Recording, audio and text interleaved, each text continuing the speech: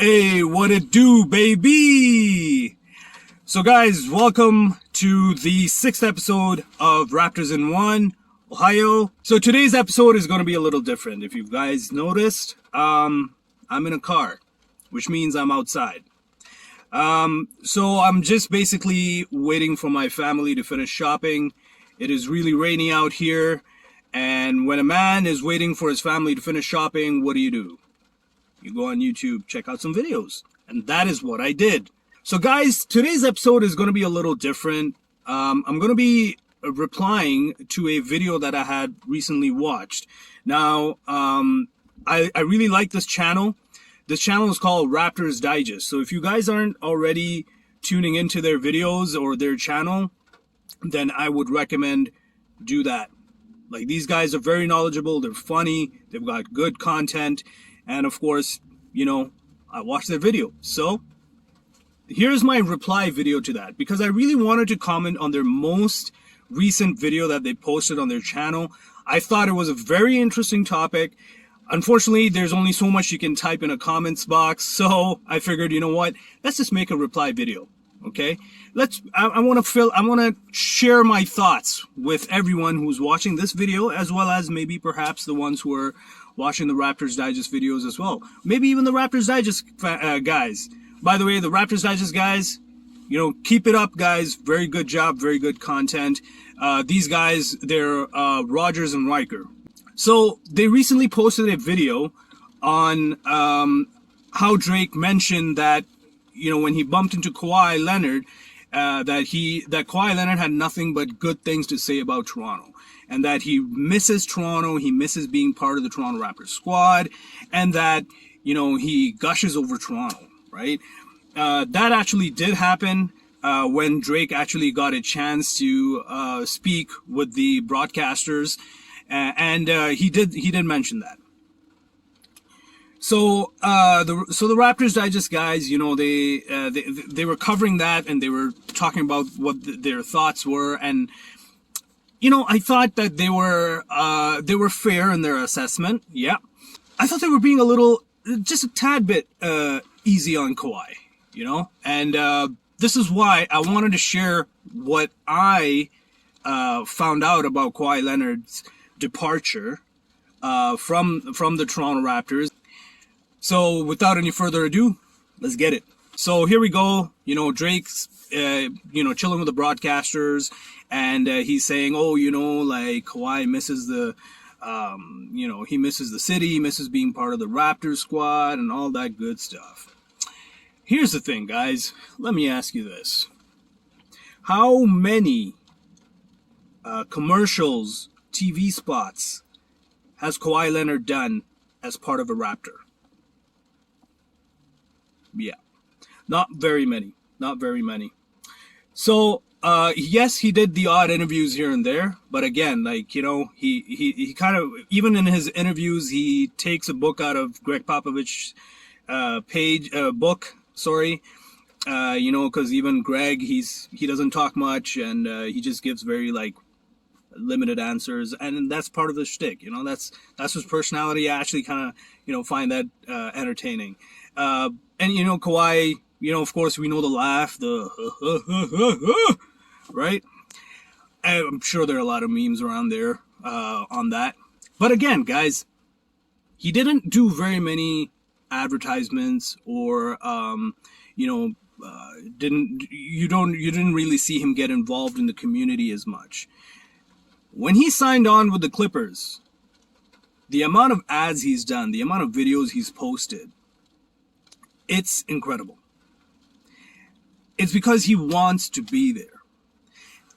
And when I found out a little more about Kawhi, one of his main reasons that he mentioned, and that was all over some of the quite a few articles at the time when he had signed up with the Clippers for the first time, one of his reasons was that he wanted to be home. Listen, I respect that, you know. The home is where the heart is, the family is where the home is. So your heart's with your family, you want to be home, you grew up in LA, I get it. You know, I would want to be there too. But let's think about this for a second. You are a NBA professional athlete. You are expected to be, you can be traded to another city, to another team, and it won't necessarily be in your house, in your hometown, but that's what's expected of you. You have to do that. You can't be complaining. And that's why I nicknamed this guy E.T. Because E.T. phoned home, E.T. wanted to go home, so he went home. To be honest, I feel like, yes, our opportunities to make a run for the championship did dwindle, but I still feel like we aren't as bad off, even when he left in the first year. Because we still did pretty well. Even in the bubble, we played very well. As a matter of fact, especially against the Boston series, the OG big shot. I mean, yes, I know, Kawhi Leonard, if it wasn't for him, sure, maybe we wouldn't have won the championship. But you got to realize this is a team sport. I get it. He was one of the big reasons, but if it wasn't for Pascal, if it wasn't for Lowry, if it wasn't for Freddie, if it wasn't for Serge, Gasol, even Danny Green, as underwhelming as he was in the playoffs, it's because of all these guys. Even Chris Boucher, I can't forget this guy. Chris Boucher, all these guys, they played a role. They bought into their role. If they didn't do that, and they didn't let Kawhi run the show, this wouldn't have happened. Yes, I do remember the big shot against Philadelphia in the Eastern Conference Finals. I do remember that. But again, it's a team sport. And I get it. One player can make a big difference. We worked around Kawhi quite a bit. Even did the whole load management thing. We started that. Now the whole league is on load management. Even for any other stars who may not even be injured, load management. It's because they want to save those players for the playoffs. I get it. But hey, who are the pioneers? We are. The Toronto Raptors. We started that. But anyway, Leonard was treated like a king in Toronto. If he had signed on, yeah, he would be living that good life. Sure, he wouldn't be home. But are you telling me that, Mr. Champagne Papi over there wouldn't give his personal flight to his personal plane there to get him to LA whenever he wants to? Of course he would. He would be like, yo, man, just let me know and I'll squeeze you in. I wouldn't be surprised if that would have happened. But again, E.T. phone home. He wants to go home and it's all good. But you're a professional. You gotta, Anyway. Whatever. I don't know why Drake had to do that. He just had to. It was a scab, Kawhi Leonard was a scab now that was healing that we were forgetting about. Because we had this good draft, Scotty Barnes, this good pick, and we got some good players out of Lowry. I mean, we lost Lowry. We knew that was gonna happen, but at least we still got a player in Precious. I'm not even gonna talk about Goran. Because, well, we all know what Goran did, right? But again, he is also still a threat. Goran is still a pretty good player.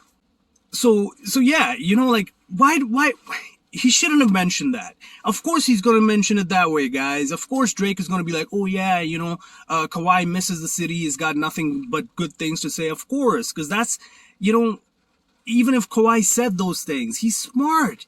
He's not going to pull a Goran Dragic and be like, oh, well, I got higher aspirations, so I left. Or no, he's not. He's going to say good things.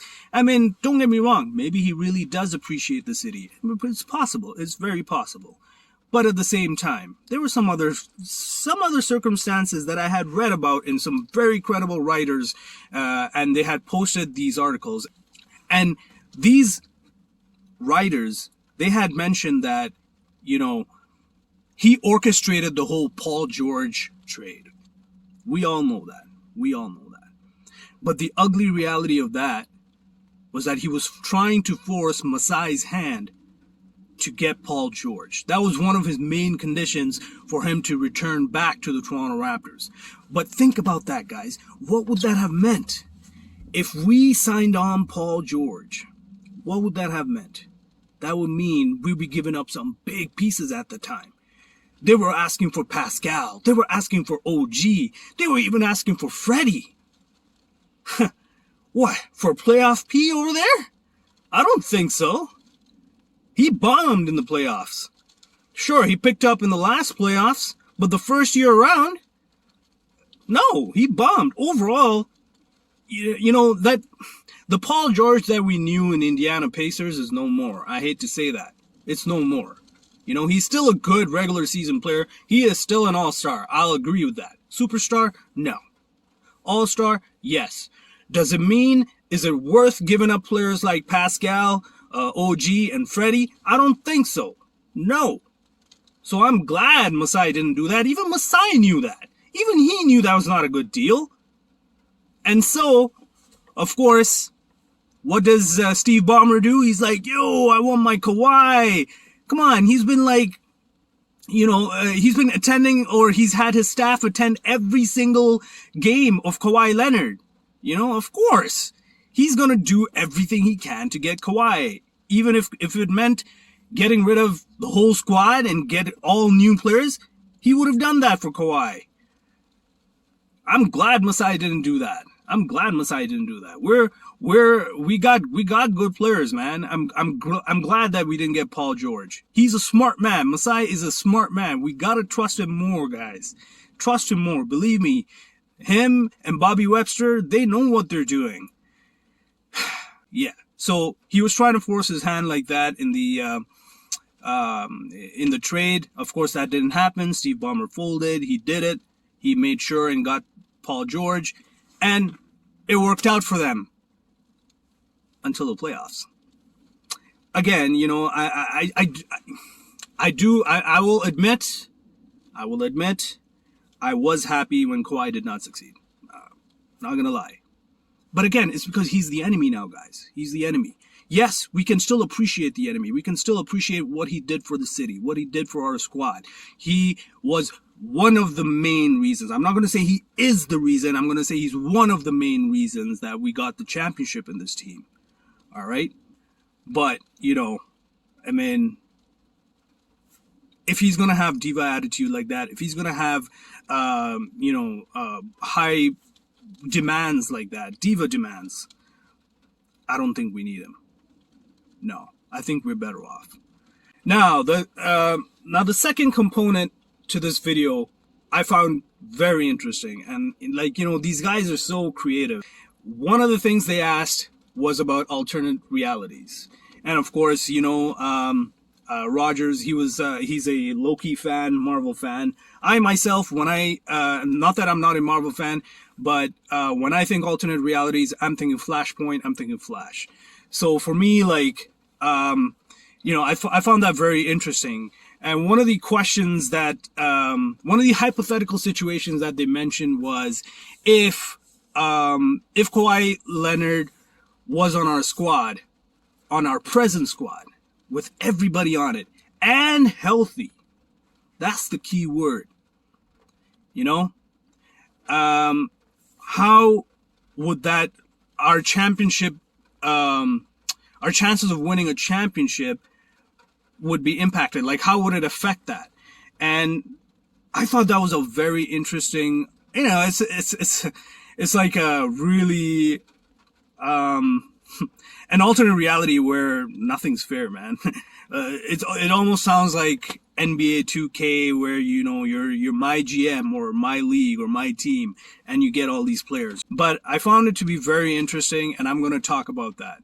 With this hypothetical, I found it to be very interesting because our championship odds definitely go up. Like, you know, considering all the squads that are in the league right now and the way that we have performed, again, it's only the preseason. I get it. You know, nothing to be excited about. Wins are going to start counting when the season starts. Having said that, with a hypothetical situation like that, you got, man, like our defense is going to be off the hook. Our offense is going to be off the hook. Our IQ is going to be off the hook, right? We got Freddie. Think of the starting lineup right here. We got Freddie running the point. OG, Kawhi, Scotty, and Precious. Just thinking about that's a hypothetical. That was crazy. Like, that would definitely increase our chances. Think about our bench too, guys. Like, our bench would have, like, we have Gary Trent coming off the bench, Chris Boucher coming off the bench.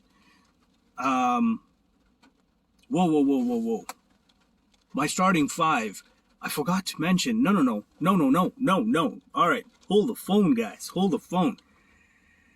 Freddie. You have... Ooh, this is tough. This is like fantasy team tough here. So we got Freddie. Freddie starting at the point. That's for sure. I would start OG. I would start OG, and then OG at the shooting guard, Pascal at the 3, Kawhi at the 4. Yeah, you gotta have Kawhi there. Well, Pascal and Kawhi can trade spots between 3 and 4. That's not an issue. And then Precious. But then you have Scotty Barnes coming off the bench, and like Nick Nurse, he's pretty creative. Like, if the game demands more ball movement and high IQ, he can make that switch. Like, he can maybe give Scotty Barnes more minutes, more looks, right? Oh man, this is going to be intense. But yeah, no, I gotta say, it definitely does increase our odds to win the championship. So that's it, guys. There you have it. That was my reply to the Raptors Digest guys, and I hope they like my reply. And I just really like their content. So this video really did speak out to me. That's why I figured, I'm gonna do this video. I can't wait till the season starts. We're gonna have a lot more games to cover, a lot more content. I can't wait to see what this squad does in the regular season, especially when Spicy P and Chris Boucher, when they come back, man. Oh, like, man, they gotta be a playoffs team. They definitely gotta be a playoffs team. And who knows, maybe Bobby and Masai, they still got some more moves to make. You never know, right? So, until next time, I'm out.